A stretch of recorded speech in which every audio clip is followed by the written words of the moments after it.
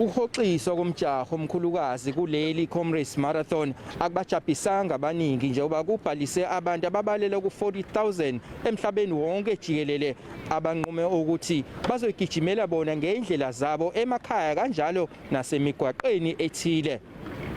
Lona bekuzoba umdyarho weminyaka engu-95 kulokhu ke abagijimi bebeyikalela bona amabanga abo. Kukhona ke abakhethe ukugijima emzileni weComrades obengeyona into ebegqugquzelwa abahleli bomdyarho. Definitely missing the vibe, but people are out in their numbers, and we're having a wonderful time on the road. We're seeing people coming, either doing the up run or the down run. It's brilliant. We're having a wonderful time on the road. We're doing 21.1 today. Indawo ekudle ulwandle eThekwini ikhombise ukuthakaselwa abaningi.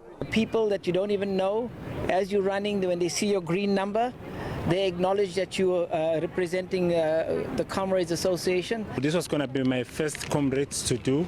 Unfortunately, it was cancelled, so I had to participate when I found out that you can still run at your own area. So I decided to come here to the promenade. Lomdyarho ubugijinywa wonke kulokhu.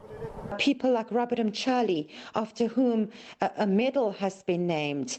Isabel Roche Kelly, who broke the 7:30 barrier for women, right from many years ago. These are all of the people that we are celebrating today. Abahleli beComrades Marathon bathi aseqalile amalungiselelo omdyarho wangonyaka ozayo ukugubha iminyaka eyikhulu.